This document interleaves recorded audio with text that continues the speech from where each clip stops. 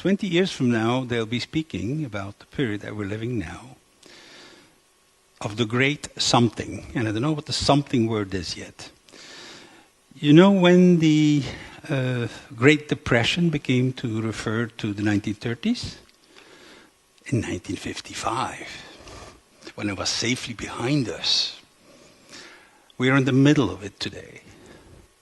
And I suggest for those who have the leisure to read the newspapers of the 1930s. You'll find the headlines of today.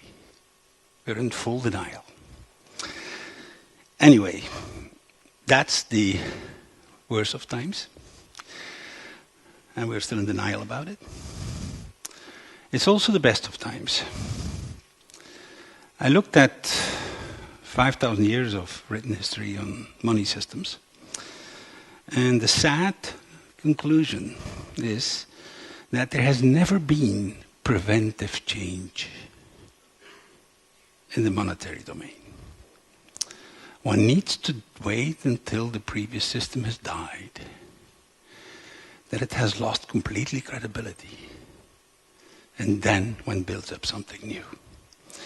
I find it very sad because for the last 15 years I've been trying to avoid the situation we're in and have completely miserably failed. Nothing moves. We have not learned anything over 5,000 years. So now we're in the middle of it. But I think there are opportunities. It is a good of times.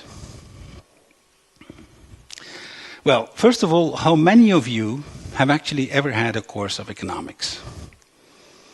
Wow! I have an enlightened economic audience here. Well, let's ask a couple of questions that you probably haven't heard of. Who creates money? Okay. How many of you think it is the government? It used to be, say, 5 years ago, that I had 70% of the people saying yes. We've learned something in the last 3-4 years. That the governments are against the wall and they can't create money. Well, who believes it's the central bank, the European Central Bank? Okay. And who believes it's someone else? Good, good. Does someone else have it? Normally, it's not the central bank. They only do that when nobody else does it. Which they're trying to do now, at least in the US on large scale. The other illusion is that we Europeans can kind of isolate ourselves from what's happening in the world. I have a strong feeling that even the people who manage central banks have not adjusted to the idea we're in floating exchanges. When Americans pump trillions of dollars in the economy, it ends up, say, in the Russian mafia who buys up real estate in the south of France. So the Banque de France has nothing to do about that, and the European Central Bank has nothing to do about that. It's a complete illusion that we can kind of, within the current system, isolate ourselves from that stuff. And we still kind of play to the games as if we are. Anyway, now, how is money created? Is it printing presses? That's the expression, right? Anybody believes that? Good. Is it debt with banks? Yes, yes. Anybody believes anything else? Okay.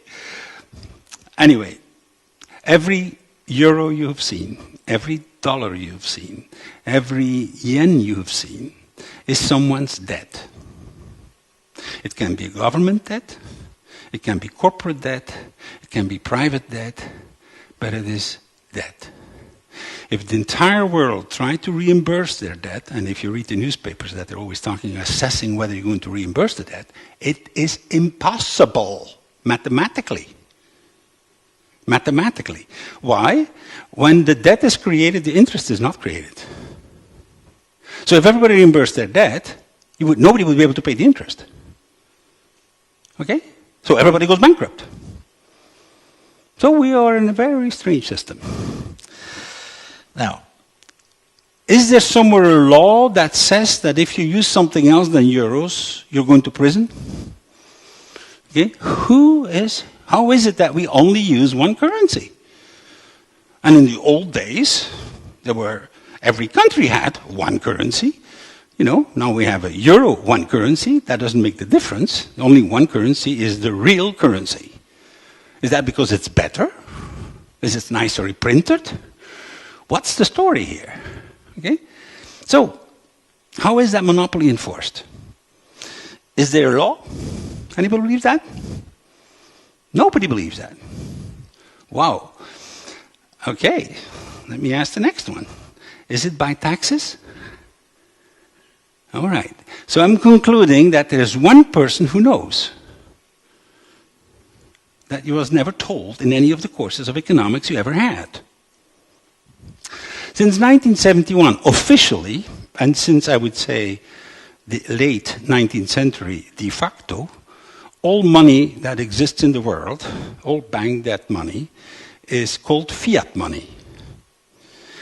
Say it in Latin to make sure you don't understand. It used to be the opposite, 5 centuries ago. Fiat money means it's the word that God said in Genesis. Fiat lux, let light be. And the next sentence is, and light was, and he saw it was good.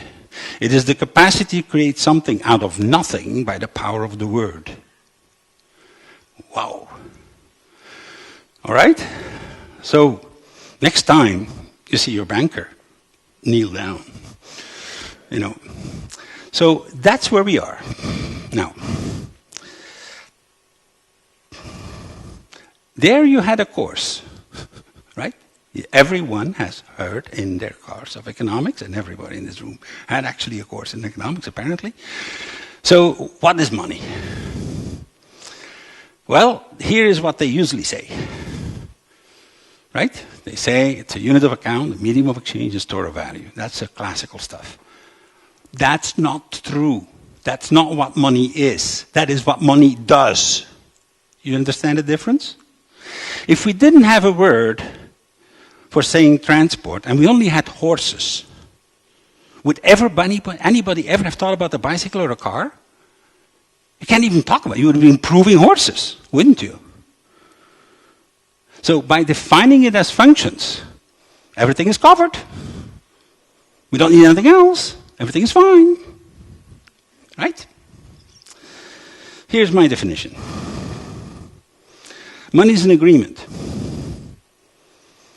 An agreement lives in your head. That doesn't make it not real. Try marriage. Right? It's an agreement. It's an agreement to use something standardized as a medium of exchange in a particular community. It used to be a country community, now it is a European community, it is whatever the scale is that you want to deal with. That is what money is. The nice thing about an agreement is when agreements don't work, you can change them. When it's in functions, there's nothing to change. Anyway, I'm going to just give you a few examples of the stuff that I suspect this crisis will make possible and is in the process of happening. There's one, just 3 months ago in October, I was in Lithuania setting up a learning society with a new currency. The second one is a Torcus, which has been started in the city of Ghent, here in Flanders, in 2010, and we just have the 1-year result. And I'm going to talk about the last one, which could be, for example, a solution to what happens in Greece. So, learning. I chose that example because we are in the context of a learning institution here, Howest. The way we are taught is typically by a lecture, like I'm doing now, or I give you a reading. You will remember 5% of what you heard. You will remember 10% of what you read. Not terribly efficient. The best way is for you to teach each other. Okay? So how about putting that in action? Now, Lithuania is a small country, It's about 2 times the size of Belgium. And it has about 1/3 of the population of Belgium. It has 2 claims to fame. It is the highest penetration of fiber broadband in the world. They just passed in 2010 Sweden. And the second thing, they have 120% penetration of mobile phones. Even the babies apparently must have them. No, it's actually SIM cards, okay? But very, very well connected society infrastructure-wise. And the objective is that every Lithuanian becomes at least trilingual by 2014. And the whole agenda is intergenerational learning. Here's how it works.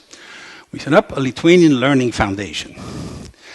That Lithuanian foundation issues a currency called Doras. And the Doras go to end users. And the end user has a dream. The dream, for example, of one of the youngsters that was in my audience there, was a 17-year-old. He wanted to learn Buddhism actually Vipassana Buddhism in Burma, in the mountains in Burma. Well, good. And he speaks English fluently. So we bargained and we basically said, all right, for 3,000 Doras, the foundation will realize his dream. And how does he realize his dream? By doing a number of things. He teaches other people what he knows. And both the people that teach and the people who learn both get Doras to realize their own dreams. There was a girl who wanted to spend a weekend with her hero. It's a Nobel Prize of Physics. Well, we'll arrange that to happen. We have a group that wants to learn sailing to go at a quality level to go around the world. Well, we can do that. Now, the non-profits play a role in that because they are organizing that just like businesses organize the conventional economy. So, Dora is a learning currency. It is a mobile phone unit. The teenagers train the entire adult population how to use the internet more efficiently. Both the users, the youngsters and the older ones, get their Doras. If you don't have a dream anymore, no problems. You can give it to someone who will. You know, you can have gifts. There is an online national archive. That's one of my favorites. Children in primary school interviewing people who are over 75 with the one question: what is it that you learned in your life that's useful for my time? And if you do a simply audio tape, then you have 50 Doras. If you do a multimedia product, you have 200 Doras. And every year we do have a competition for the 10 best contributions. And we have 1,000 Doras. All right? What does that cost to the government? Electronic bits. Okay? Anyway, second example, Ghent. The poorest community of all of Flanders. Majority Turkish language. 20 different languages spoken. The highest density of population in the area. So we asked for their dream. And the dream was little gardens. 4 square meters of land, because they come from Anatolia. And everybody had land there. And in Ghent, there is not a square meter available for them. They live in towers. They live in big buildings. So the city gives them land. And they do this. And that land is available for rent. This becomes a future factory, by the way. It's between building sites. And they pay, the rent can only be paid in Toricus. So here is what it looks like. 10 Toricus, 1 Torica.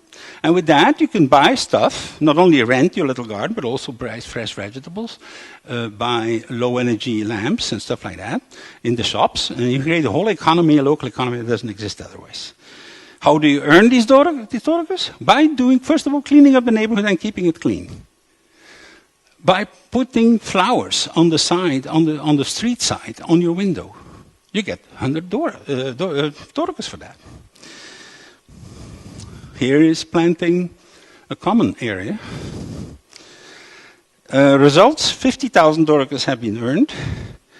8,000 have been used for rent, and the other have been mostly used for groceries and transport. And movies are popular too.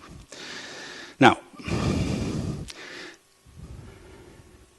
we need more than one currency. That's the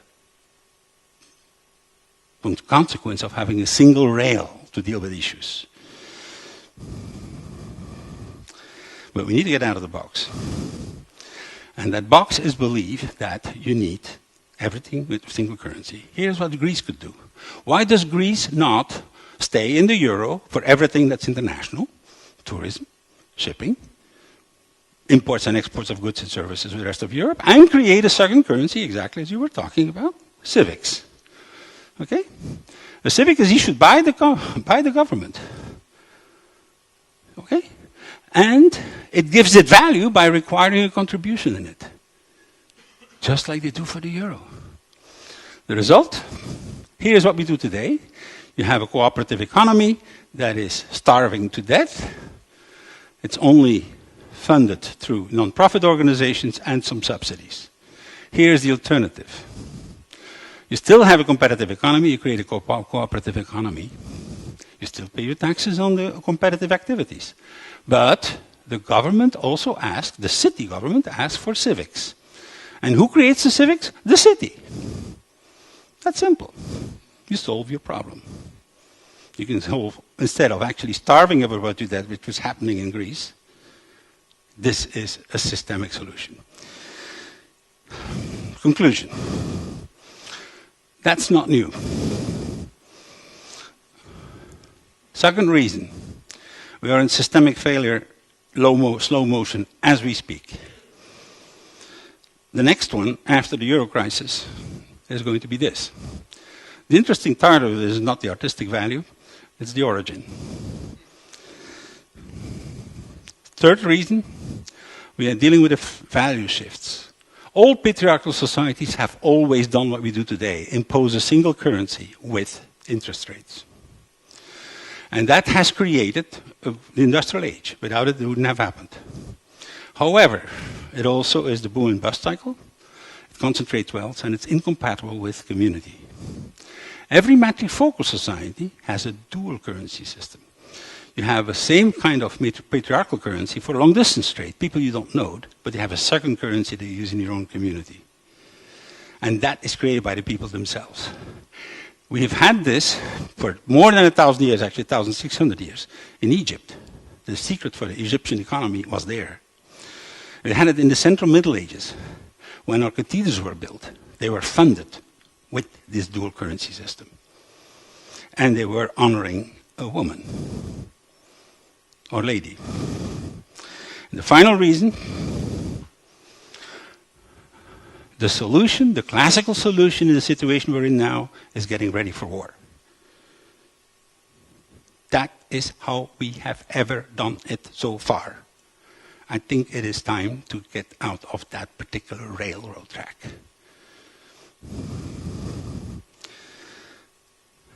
A balance between the masculine and the feminine, or we don't have a future on this planet. That is what is the message here. That's what the result when you try to do too much with a single tool. And I believe there's another tool available. Thank you.